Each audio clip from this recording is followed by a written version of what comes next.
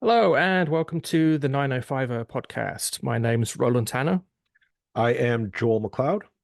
and this week we've got a roundup episode. There's a whole bunch of stories that we've been wanting to cover for a few weeks that we thought we really need to do a sort of catch up and try and hit a whole bunch in one go.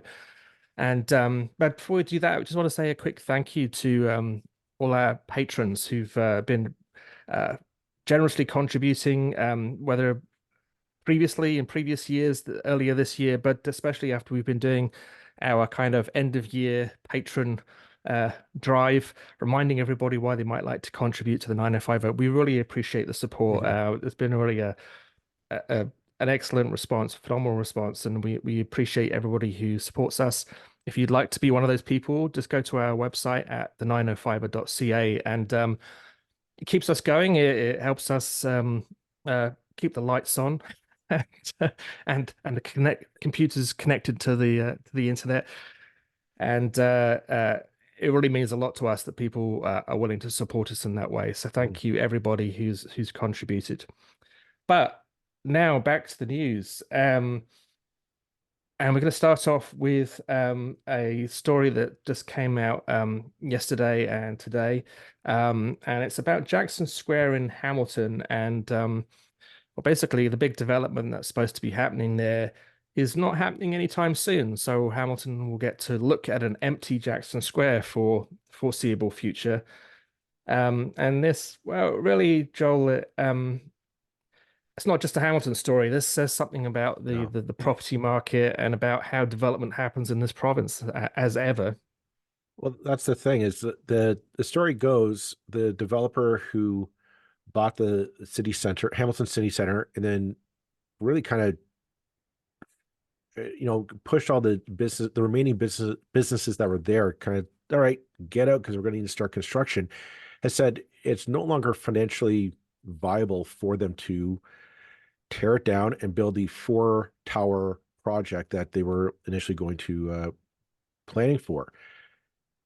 And yeah, I mean, this is something that you and I have talked about many, many, many times on this podcast. And this isn't a Hamilton centric story. This happens repeatedly around the 905 of developers who buy land and then say, push for the approval of whatever it is that they want to build there, the townhomes, the condo towers, the whatever, and then sit on it because it's not a financially viable project to engage in. And we understand there's inflation, there is they're waiting for pricing or the market rates to come down so it's easier to borrow money and whatnot. But it's kind of emblematic of the problems in our inherent system of building housing and relying on private developers to build the needed housing that's needed right now. I mean, technically, it was needed last year, not not right now, or not next year, or not 2 years when it's market viable. It's needed now.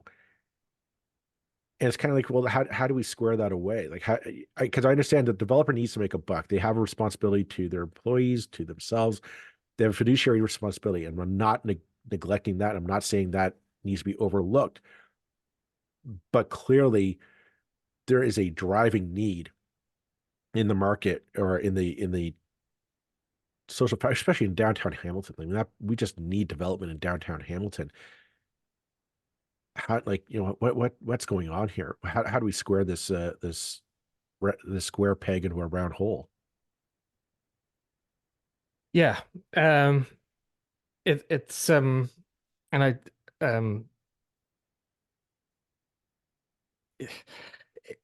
yeah, this is the perennial problem with how development gets done in this province. Um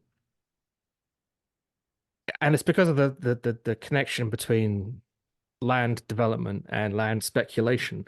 Now, I'm not saying that the developer in this case is anything other than 100% honest about the reason that they are pausing development. I'm not saying that. Um, uh, doesn't really need no ulterior motive is required.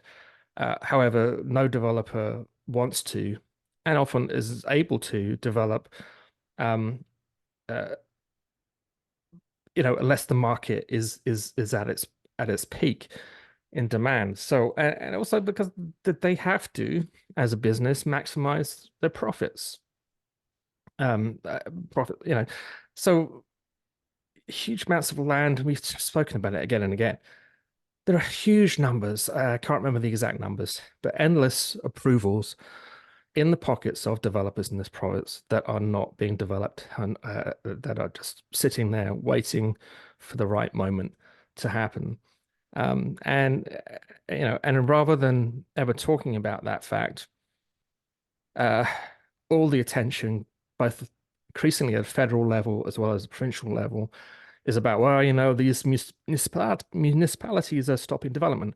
Well, Hamilton's not stopping anything here.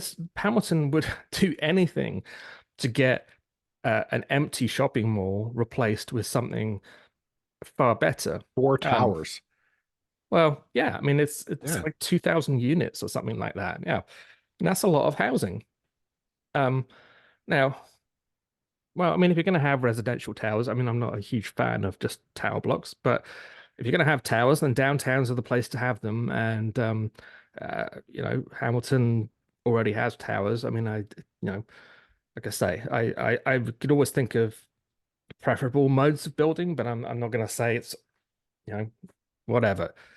What we can certainly all agree on is that an empty shopping mall, which is not the most attractive place at the best of times, is not what we need right now in Hamilton. Yeah, it's tragic, but it's emblematic of just everything that happens. The building will come in time, but goodness knows when. But the Uh, problem is like it's needed now. It's not, mhm. and that's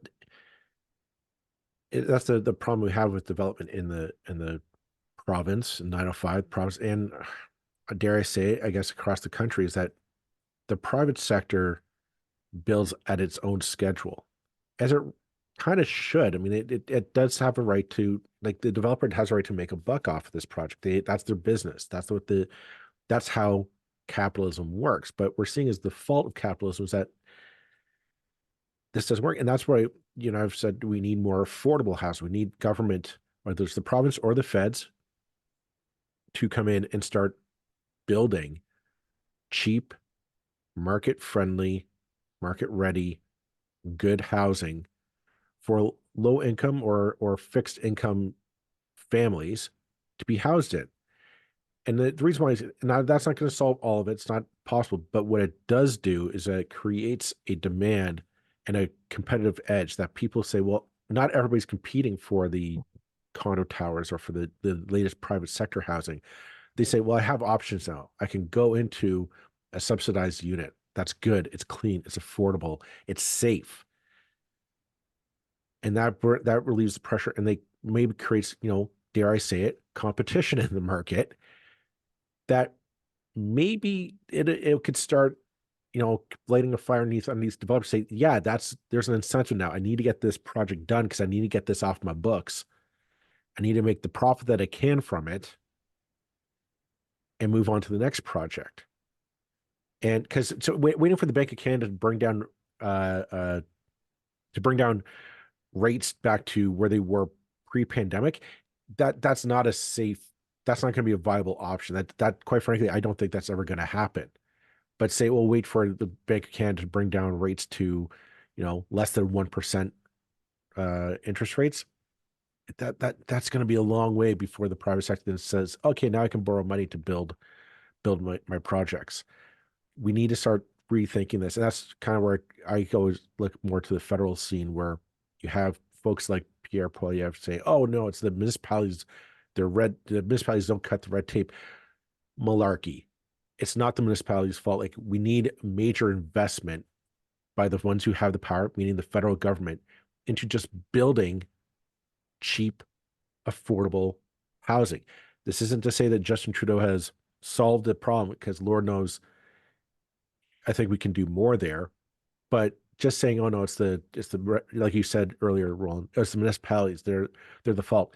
That is such a red herring. It is such malarkey. It is not the problem here. Well, yeah, I mean, actually, let's look at that. So I mean, so Hamilton, along with every city, almost every city apart from Newmarket, signed up to these targets, and we spoke to Mayor John Taylor a couple of weeks ago about this, and he was like, this is why I wouldn't sign up. And so, Hamilton has signed up to get so many things developed. Well, those 2,000 units will have been part of that sort of target, so to speak, that they need to hit. Well, the city has no control over Mhm. this. All they can do is issue the developer came to them and said, I want to build 2,000 units downtown. City said, awesome, thanks very much. Uh, Off you go then.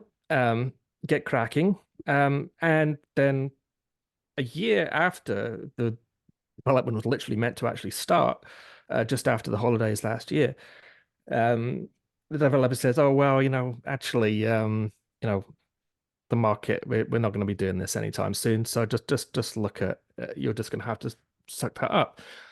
Again, I'm not necessarily, in this particular instance, I'm not criticizing the developer. I don't know enough about it, but you know, I mean, any development of that scale, so many units have to be sold before they actually have the money to build the thing. Um, so that's part of the story too. Well, But ultimately, it's like, well, if we wait 2 years, 3 years, we're going to get a much better price, right. and the costs will not have gone up proportionally to what we get in terms of market price. So the motivation for developers is always to like, well, can we get a better price in 2 years' time, 3 years' time, 5 years' time? Because if it's 5 years, that's just fine in the context of development. If you're talking about millions and millions of dollars. But again, it comes down to we don't need it 5 years from now. We need it now. Mhm. And that's, again, it's that how do you balance these two conflicting And I think conflicting, I would argue, very justifiable needs. That's how it goes. But I think what we come down to is the notion of, oh, it's these dastardly municipalities that are blocking development.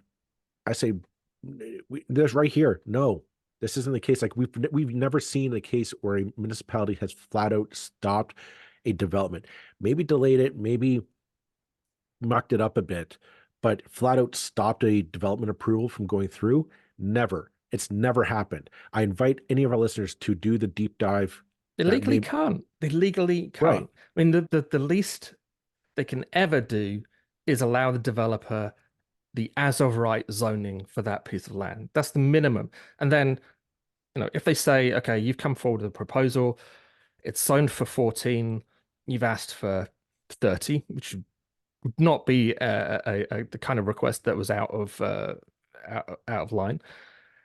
Well, that just goes to the LPAT, and in the case like that, the LPAT, the Ontario, whatever the hell it's called, Yeah, yeah. got Ontario mental Land blank, Tribunal. such a mental blank over the name of that thing. It's the trauma people. It's the trauma of all the different acronyms that thing's had.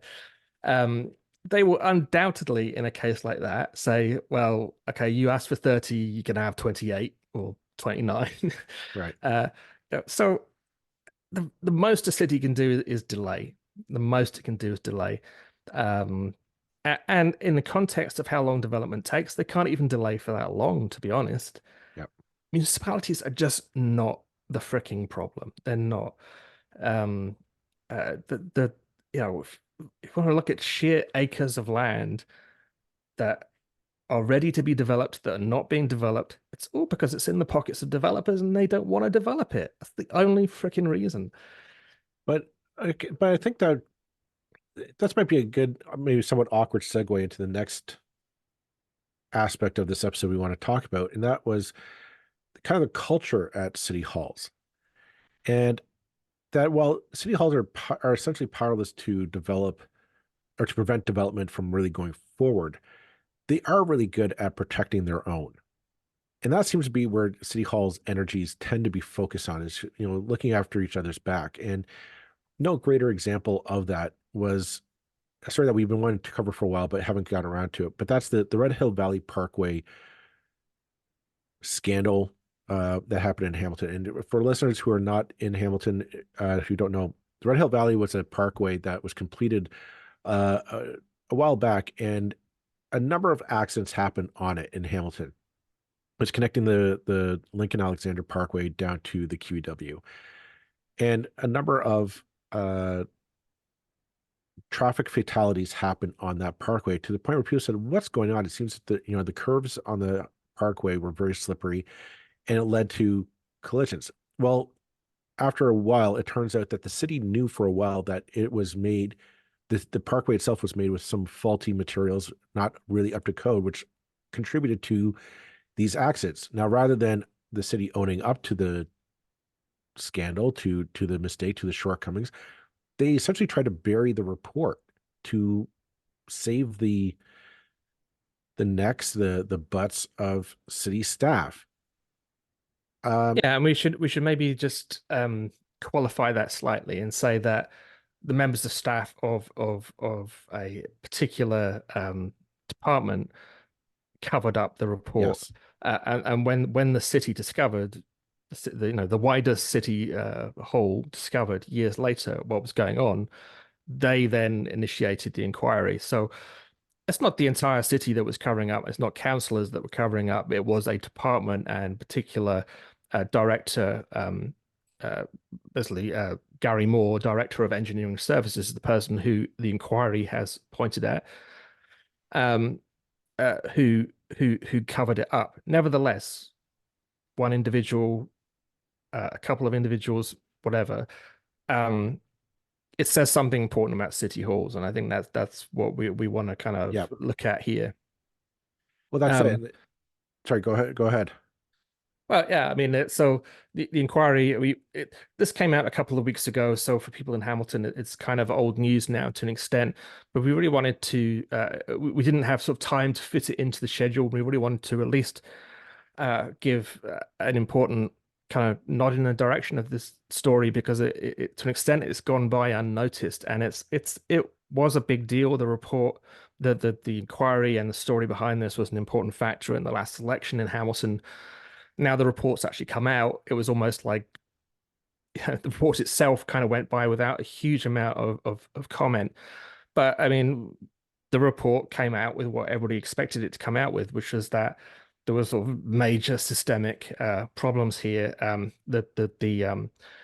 There were major design flaws in the road itself, including overly tight corners, wrong kind of asphalt on the highway, which was too slippery, had lower grip than it should have had, and that resulted in hundreds of collisions in which several people were killed between 2008 and 2019. 11 years.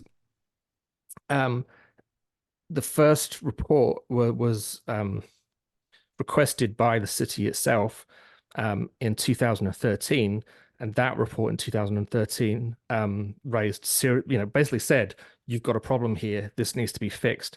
And that was the report that was buried by the director of engineering services who requested the report, and who kept the findings under wraps for 6 subsequent years. As a result of which, several people were killed who would otherwise have been alive. Um, Well, and that's it's just give the numbers here. I'm just reading from the CBC, but 862 collisions between 2013, so when the first report happened, and 2017, um, including deaths of one, two, at least four people, all fairly young, 18, 19 years old. Um, so, an absolutely tragic situation. And,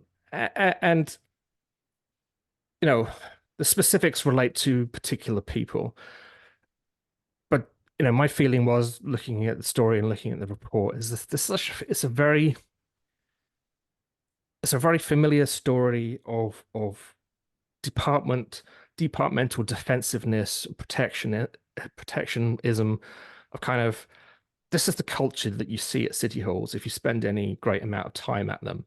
And we've looked at quite a few now, um, I always kind of joke, Joey Coleman's a great friend of the podcast, a great, really good journalist. I mean, a great journalist. And he looks at Hamilton and I think, the temptation always is to say, Hamilton's a particularly bad example. It's like, I don't think it is. I think Hamilton's entirely typical of how city halls work in Ontario.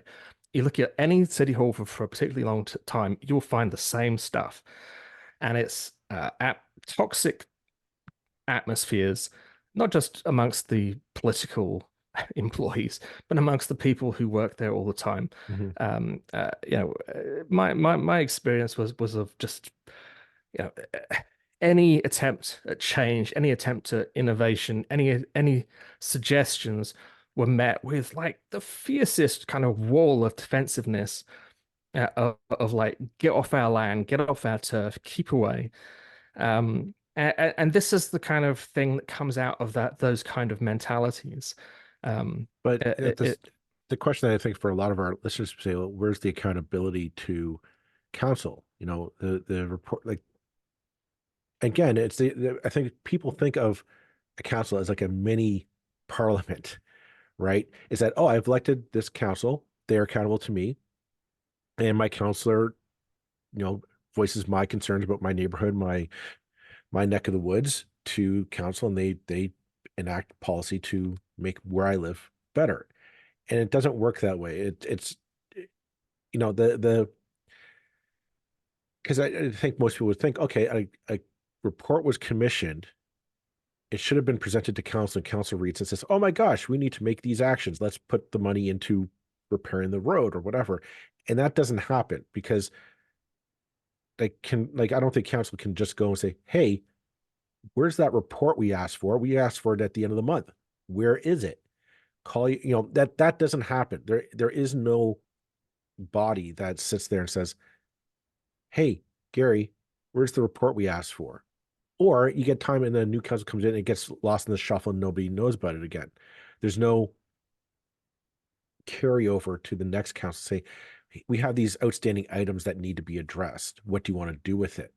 And maybe you do, but that's entirely dependent on staff. And that's where, again, that accountability comes into play here.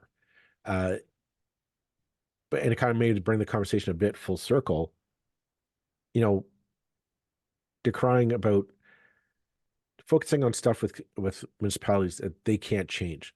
Vis-a-vis development, what it takes away from the real discussions about real municipal reform that needs to take place to give, honestly, councils, mayors and councils more authority over the employees to say, you're not accountable to the people. The elected people are. The elected ones are accountable. They need to, and ultimately these people do work for you and I, the citizens, the taxpayers, the ones who do pay their salary. Say, you work for us, and when we have questions about our roadways being our roadways safe, answers shouldn't be left at the bottom of an out pile on somebody's desk. yeah, and I think, I mean, just looking at the report's findings on the individual Mr. Moore, who was kind of ultimately behind this tragedy and behind this whole thing. Um, you know, I'll just read a quote from the report here. Mr. Moore expressed these views aggressively at times to staff, including challenging the utility or need for traffic safety countermeasures. Basically, the attitude, which is remarkably kind of stupid, that well, if drivers drive too fast, it's their fault if they die. Um, Things are designed because we have to design things because people are imperfect. People will drive too fast. Some people will drive badly. Some people are inexperienced drivers. It's probably Mhm. no coincidence that some of the people killed here were young because they haven't got the experience of. Now, I'm not saying I don't know about the specifics, no idea. But I know when I was young, I didn't drive with with the kind of utility that I do now, with the Hands were experience of not always years. at 10 and 2. Is that it? They're probably not always at 10 and 2 now either, but you get that kind of that sixth sense Yeah. of how traffic is, and the feel of the car on the road, and you know what it's like when you're driving on ice or on a slippery surface, Yep. Yep. all these kind of things. So you design things for that situation, that we live in an imperfect world. You don't um you know uh, aeroplanes are actually like jet aeroplanes are a fantastic example of how you can design things where no accident is can ever be acceptable because just driver error is going to end up with hundreds of deaths. And like if we designed our cars the way we design planes, it would be a very different world, that's for sure. So that's almost a separate issue there. But it's that culture of kind of arrogance within city halls that I've certainly seen with my own eyes. And I've certainly spoken to many elected Yeah. officials over the years. I've spoken about, there are not, and I want to stress at this point, vast majority of city hall staff I've ever dealt with, spoken to, were lovely people, very professional, very well intentioned. Um, so I don't want to, give the wrong impression. However, there is certainly an element within city halls, and because of the traditional, so-called weak mayor, so-called what I would call weak council arrangements that we have, staff will keep stuff away from the elected people, and well, some staff will keep stuff away from, and will, really, as far as possible, say it's our job to decide what goes on here. Mhm. Screw the elected folk, and it's a system that encourages that point of view, if we're completely honest. So, I wish that the strong mayor powers, so-called strong mayor powers, have been brought in, were a lot more.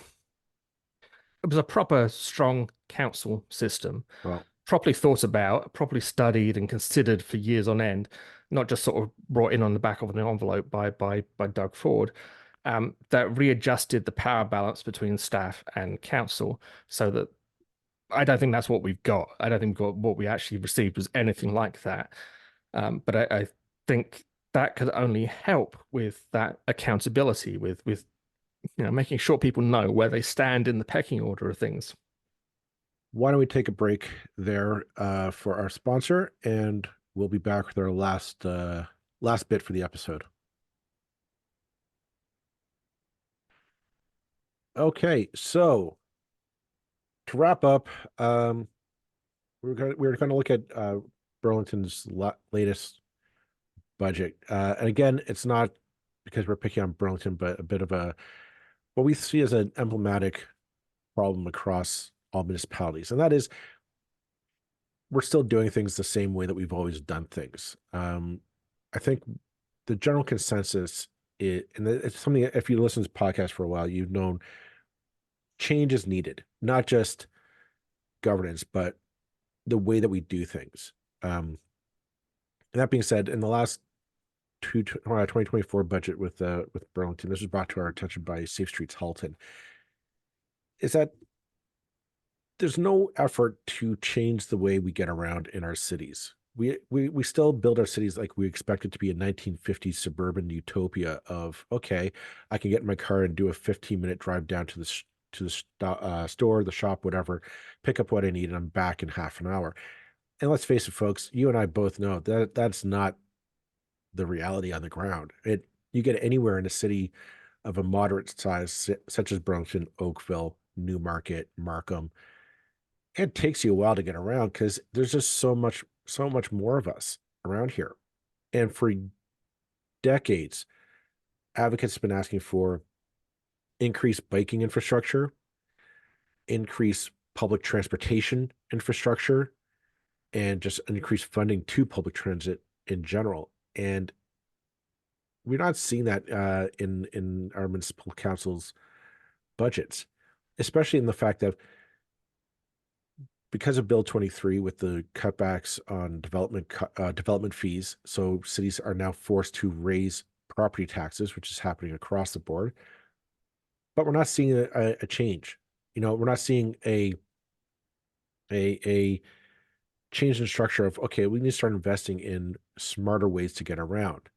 And part of that is, I think, public transit. I don't see any other way to solve it. We just need more public transportation. And I underscore that because I live in Burlington, and something that's happened twice now in the last 2 or 3 years now, that's completely out of the control of Burlington City Council, mind you. We have 3 highways converging in our backyard here. when the Skyway shuts down due to accident, construction, whatever, the overflow of all that traffic filters into Burlington and the city becomes gridlocked and it's impossible to get around.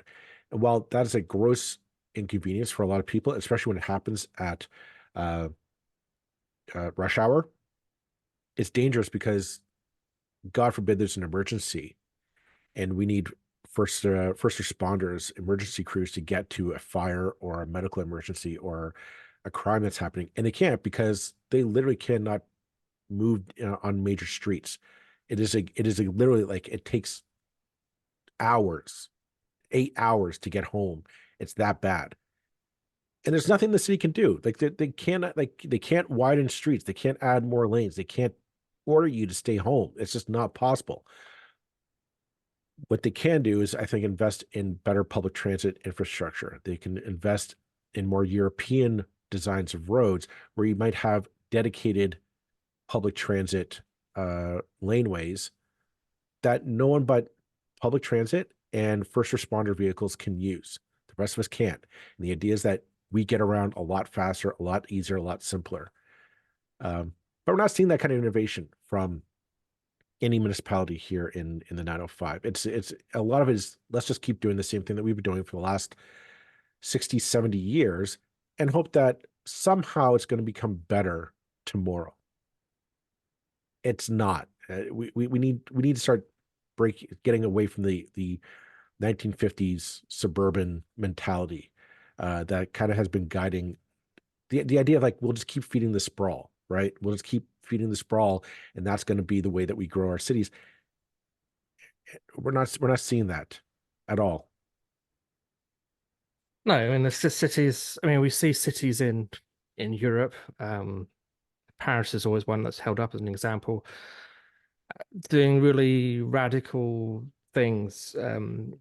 Just seizing the initiative on things like cycling infrastructure and also cities like Amsterdam. The cliche always is like, well, uh, Canada's not like Amsterdam. We can't, we'll never be like that. They have a cycling culture.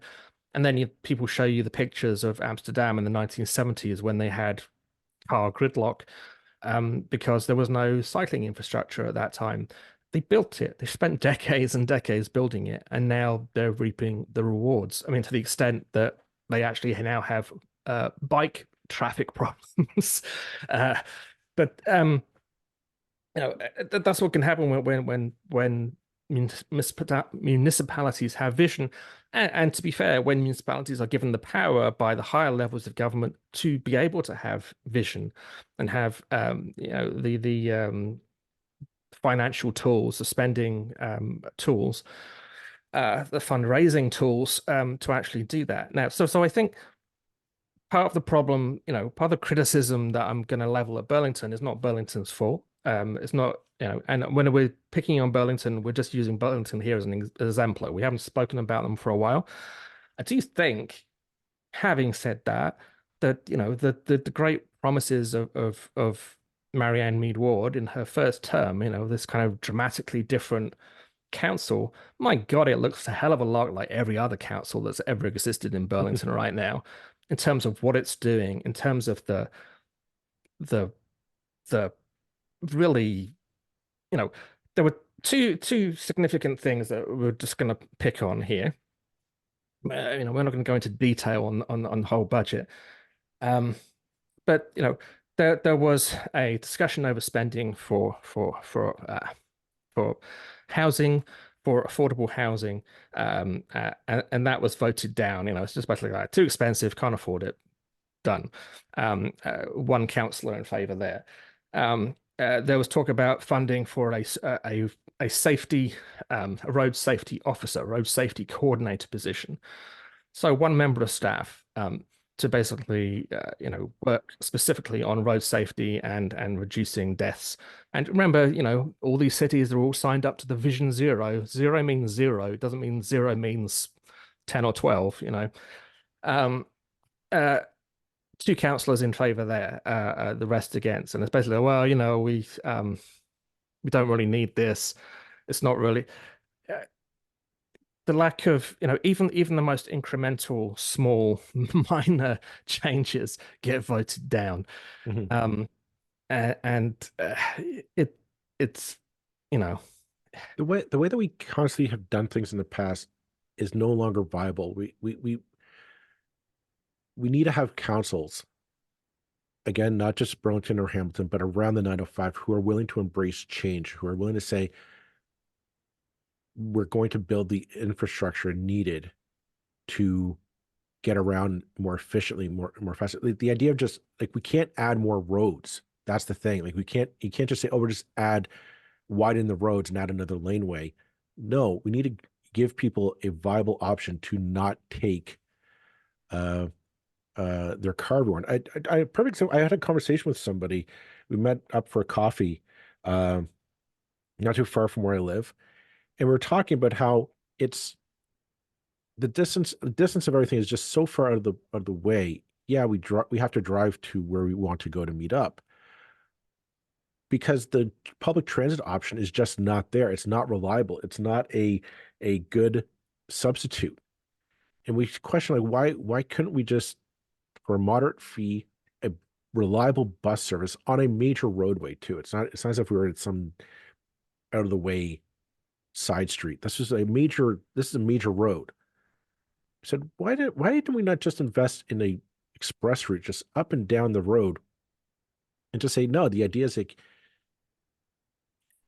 you get where you need to go in 15 minutes, right? It's like just dedicated infrastructure. And I would invite you to look at you're right, Roland, like cities like Amsterdam that have just said no, the idea like is the idea of like, oh, we need great big wide boulevards full of cars because that's how we get around. Saying no, we don't, because you don't actually transit that people. You just have a lot of people stuck in gridlock, stuck in parking lots on the roadways as you wait for the car in front of you to pull into a Walmart or into a subdivision or whatever have you.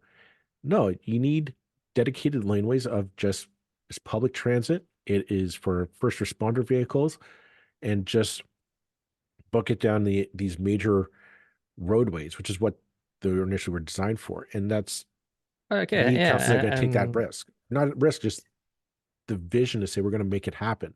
and we're talking about things like bus lanes. Um, these are things that were put in place in cities around the world. Most of the certainly the Western world. I can't speak not just years ago, not recently. We're talking in the 1970s. This was done. People saw the need Yeah. to let the transit get through.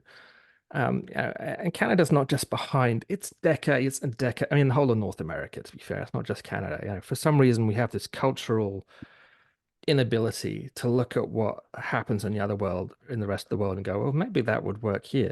There was just such, the Mhm. car-centric mentality was so ingrained for so long. And it's starting to break down, but it's breaking down so slowly. I mean, frankly, I mean, it's infuriating. It's infuriating, but it's also, you know, we're heading towards environmental apocalypse. Um, and we're I laugh, but you're bitching right. about a couple of bus lanes at the same time. It's like, I thought what's the fucking point? that's the thing. Like I know I love driving. I love cars. Like we've had on Flavio Volpe to talk about Project Arrow before, and I mean that guy's a car nut. Like he just loves cars, rightfully so. I mean that's his industry, that's his career, and I love it. I love the technology. I love driving. But you know what I like driving, honestly, is out on the highway, out on the road where you can actually drive, not do this bumper to bumper nonsense within cities. And like here's the thing, we're never going to not need cars. We will always need cars. We always need stuff to just, yeah, I need to go to pick up groceries for for the weekend. You'll need it. It's just the case. But do we need it for every little thing to say, well, I want to go to a meet up with a friend for a cup of coffee. I need to go down to City Hall to file paperwork or to a Service Canada or Service Ontario office to run an errand. this stuff should be easier to do on a public transit system. It's not because, oh, public transit doesn't work. It doesn't work because we haven't invested in it. We don't actually put the money into it, say, let's improve it, let's make it better. And is it, I think it's just it's not because of any lobbyists, it's not because of any conspiracy. I think it's just a lack of imagination to say, hmm, could it be better? Yeah, it could. We're gonna try to make an effort to put it forward and then sell the idea to the people. And because quite frankly, I say at the current system, I don't think it works. Like the current system is failing us. The Hmm. current system of developing our cities, and just the idea of we'll just keep building out sprawl, it's failing. I think people are starting to catch on with it. They start to see this isn't sustainable, and it's not a way to get around a city anymore. And let's just talk. I mean, this in the last few minutes, we didn't talk about this, but I mean, so listeners, I recently, for the last sort of 2 years, I basically personally experimented with living a 95% car-free life. Um, and I moved to down, just about downtown Hamilton, just on the outskirts of the downtown, I guess, just near the mountain. Um, it's pretty much a 15-minute community. I can pretty much do everything within 15 minutes, apart from get to a supermarket or a DIY store, or a bank, which are actually more important, those three things, than you might think. Um,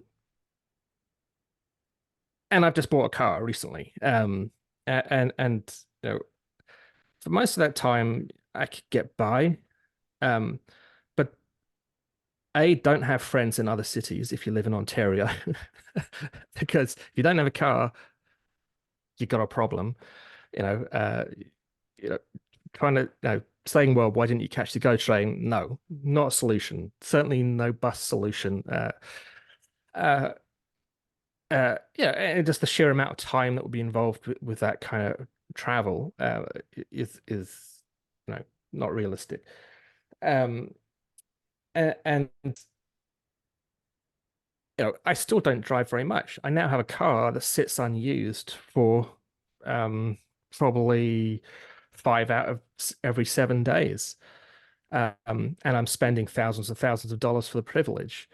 Um, but that, I guess, was worth it to me, to have that independence, flexibility. I'm still not going to feel too guilty about the pollution, comparing my pollution with the rest of the provinces. But it shows how even in a 15-minute community, and this is about as close to a 15-minute community as you could hope for, people are still going to pay a lot of money for the privilege of having a car.